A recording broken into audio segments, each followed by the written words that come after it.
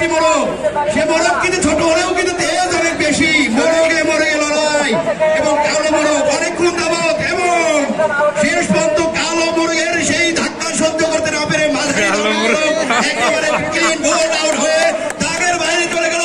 4টি মোরগের মধ্যে এখন খেলা হোক। এই যে তেজি মোরগ বেশি লাফালে কিন্তু তার অবস্থা খুবই খারাপ। একটা কথা আছে,